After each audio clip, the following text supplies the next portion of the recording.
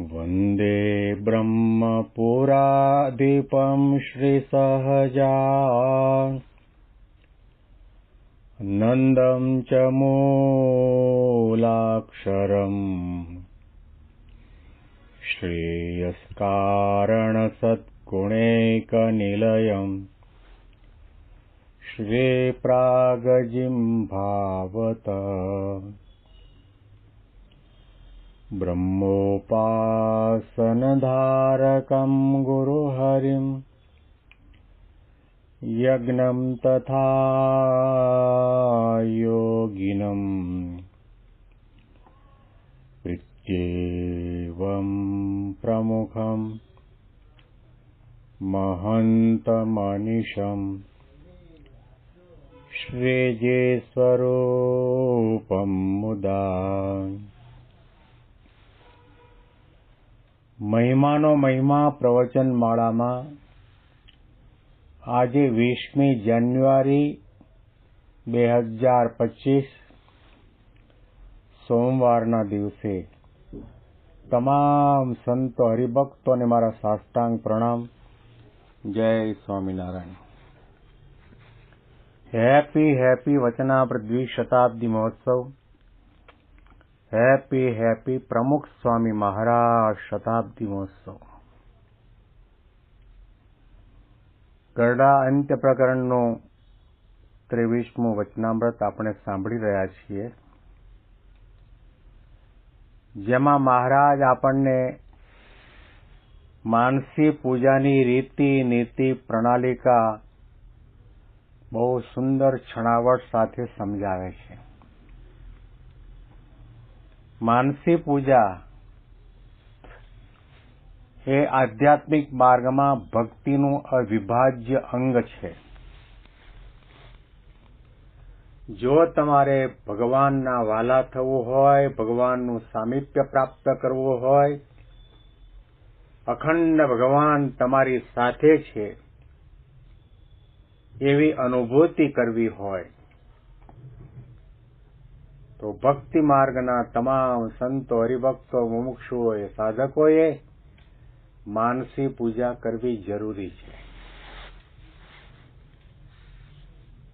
માનસી શબ્દ મનસા ક્રિયતે સા માનસી, જેમાં મન ભળેલું હોય, જેમાં મનની એકાગ્રતા હોય, જેમાં મનની પવિત્રતા હોય અને મન આપણા ઈષ્ટદેવના આકારે બની ગયું હોય, એવી પ્રકારે ક્રિયા કરવામાં આવે એને માનસી કહેવાય. ભગવાનને સ્નાન કરાવવાની ક્રિયા હોય કે થાળ ધરવાની ક્રિયા હોય કે ચંદનનો લેપ કરવાની ક્રિયા હોય કે પુષ્પમાળા પહેરાવવાની ક્રિયા હોય, વસ્ત્ર અલંકાર અંગીકાર કરાવવાની ક્રિયા હોય કે દર્શન કરવાની ક્રિયા હોય, એની અંદર જો મન ન ભળે, પછી ભલે તમે પિત્તાંબર પહેર્યું હોય, ઉપવસ્ત્ર ભગવાનના નામથી અંકિત થયેલું ધારણ કર્યું હોય, પદ્માસન વાળ્યું હોય, આંખો બંધ કરી હોય, એકાંતમાં બેઠા હો, પણ મન જો એમાં ન ભળ્યું હોય તો પછી એવી તમામ ક્રિયાઓને માનસી પૂજા કે માનસી ક્રિયા કહી શકાય નહીં. શ્રીજી મહારાજ ખાલી ઉનાળો, 12 મહિનામાં 3 ઋતુ, ચોમાસું, ઉનાળો અને શિયાળો, એમાં ઉનાળાની વાત કરીને મહારાજે કહ્યું કે ભગવાનને સુગંધીમાન ઠંડા જળથી સારી પેઠે સ્નાન કરાવવું. સ્નાન કરાવ્યા પછી ઝીણું ઘાટું વસ્ત્ર ભગવાનને અર્પણ કરવા માટે આપવું. ત્યાર પછી આસન ઉપર બિરાજમાન કરવા. અને આપણને ખબર છે કે મારે માનસી પૂજામાં ભગવાનને સ્નાન કરાવવાનું છે, વસ્ત્ર પરિધાન પણ કરાવવાનું છે અને ચંદનની અર્ચા પણ કરવાની છે. એટલે પહેલેથી ચંદન ઘસીને લસોટીને તૈયાર કરીને વાટકામ ભરીને રાખ્યું હોય એ ચંદનની ભગવાનના લલાટમાં અર્ચા કરવામાં આવે અને અર્ચા કર્યા પછી અટકવાનું નથી. અર્ચા કરતી વેળાએ પણ મન ભગવાનની મૂર્તિમાં લાગેલું હોવું જોઈએ અને અર્ચા કરતી વેળાએ ખાવાનો, પીવાનો, ઉઠવાનો, બેસવાનો, જોવાનો, સમયનો કોઈ જાતનો સંકલ્પ વિકલ્પ ન થવા દઈએ અને ભગવાનની અર્ચા કરેલી મૂર્તિને વારંવાર નિરખવી. ચંદનની અર્ચાની વાત આવે છે ત્યારે 1981ની સાલમાં ભગવાન સ્વામિનારાયણનો દ્વિશતાબ્દી મહોત્સવ અમદાવાદના આંગણે રાણીપમાં બહુ ભવ્યતાથી ઉજવાણો. ત્યારે ગુરુ હરિ પ્રમુખ સ્વામી મહારાજની કૃપાથી લગભગ 2 મહિના માટે હરિકૃષ્ણ મહારાજ એમની સાથે હતા, એની સેવા કરવાનો લાભ મળેલો. એટલું જ નહીં પરંતુ બાપાની સાથે જોડમાં રહેવાનો લાભ પણ મળેલો. અને તે વખતે પ્રાતઃ પૂજાની અંદર પૂજા પાથરવાનો, પૂજાની અંદર પુષ્પ ગોઠવવાનો અને કેટલીક વખત બાપાના કપાળની અંદર ચંદનની અર્ચા કરવાનો લાભ પણ મળેલો. એની સ્મૃતિ તાજી થાય છે. મૂર્તિની પણ વાત છે કે જે મૂર્તિમાં ભગવાન અખંડ નિવાસ કરી રહ્યા છે એવી જ રીતે ગુણાતીત પરમેકાંતિક સંત જે અક્ષર બ્રહ્મ છે એ ભગવાન પુરુષોત્તમ નારાયણનું હરતું ફરતું બોલતું ચાલતું સ્વરૂપ છે અને જેવે રૂપે કરીને આપણને ભગવાન મળ્યા છે એની પણ માનસી પૂજા કરવી, એનું મનન ચિંતન કરવું, જેને સ્મરણ ભક્તિ કહી છે. એવું તો માનતા જ નહીં કે તમે પદ્માસન વાળીને બેઠા અને આંખો બંધ કરીને રૂમના દરવાજા બંધ કરી દીધા અને એકાંત લીધું અને પછી જ માનસી પૂજા થાય, એવું નથી. હરતા ફરતા નાતા ધોતા દરેક ક્રિયાની અંદર માનસી પૂજા થઈ શકે. અત્યારે આપણે આ મહિમાનો મહિમા પ્રવચન માળામાં પ્રવચન કરી રહ્યા છીએ, એની અંદર પણ આપણને યોગી બાપા યાદ આવે, પ્રમુખ સ્વામી મહારાજ યાદ આવે, મહંત સ્વામી મહારાજ યાદ આવે. એમની સેવાનો અંગત રીતે જે કંઈ લાભ મળ્યો હોય એનું સ્મરણ કરીએ, ચિંતન કરીએ, નિરૂપણ કરીએ, વાણી દ્વારા એ પ્રસંગને વહેતો મૂકીએ, એ પણ એક માનસી પૂજા છે. 5000 વર્ષ પહેલા ગોપાંગનાઓએ માનસી પૂજા અખંડ કરી હતી. સ્વપ્નની અંદર પણ માનસી પૂજા કૃષ્ણની, કૃષ્ણનું સ્મરણ એ માનસી પૂજા. ભગવાન કૃષ્ણને યાદ કરવા અને ભગવાન કૃષ્ણે જે કંઈ લીલા કરી એ મટુકું તોડી નાખ્યું હોય ને આ કાંડામાં પહેરેલી બંગડી છે એને તોડી નાખ્યું હોય, નદીમાં સ્નાન કરવા માટે જતા રોકતા હોય, ઘેર આવીને દૂધ દહીં માખણની ચોરી કરતા હોય, માટલા તોડી નાખતા હોય, દાણ માંગતા હોય, આ બધું યાદ કરીએ એ પણ માનસી પૂજા છે. સ્મરણ ભક્તિનો અતિ અપાર મહિમા છે. માનસી પૂજા એટલે સ્મરણ. 9 પ્રકારની ભક્તિની અંદર શ્રવણમ, કીર્તનમ, વિષ્ણોઃ સ્મરણમ. ગોપાંગનાઓએ સ્મરણ ભક્તિ કરી, શબરીબાઈએ સ્મરણ ભક્તિ કરી, અશોક વાટિકાની અંદર ભગવાન રામના વિરહની અંદર આંસુ સારતા બેઠેલા સીતાજીએ પણ રામની સ્મરણ ભક્તિ કરી છે. ભગવાન સ્વામિનારાયણના સમયમાં સંતો હરિભક્તો ઘણા બધા હતા. સાથે હતા ત્યાં સુધી તો નયનો ભરી ભરી દર્શન કરતા, કથા વાર્તાનું પાન કરતા, ઘણી નાની મોટી સેવાઓ પરિચર્યાઓ કરતા, જમાડતા, દર્શન કરતા, બધું કરતા.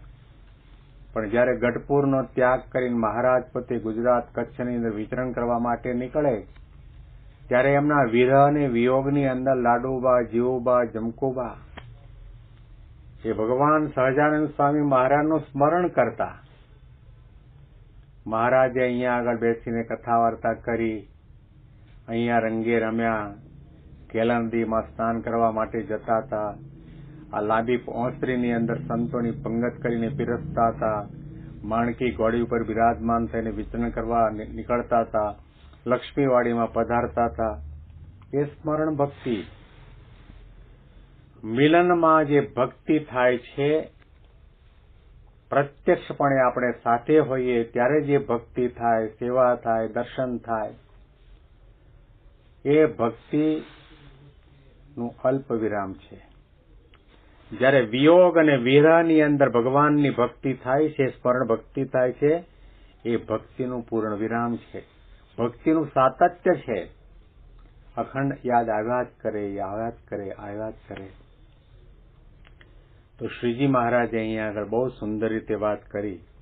ચંદનની અર્ચા કરવી, શ્વેત વસ્ત્રો ધારણ કરાવવા, પુષ્પની માળા પહેરાવવી, પુષ્પનો મુગટ પહેરાવવો, પુષ્પના ગજરા અને બાજુબંધ ધારણ કરાવવા, એમના ચંદનની અંદર ચર્ચા કરવી, એમના ચરણ કમળની અંદર કુમકુમ અને ચંદનની અર્ચા કરીને નયનો ભરી ભરીને એ ચરણારવિંદના દર્શન કરવા.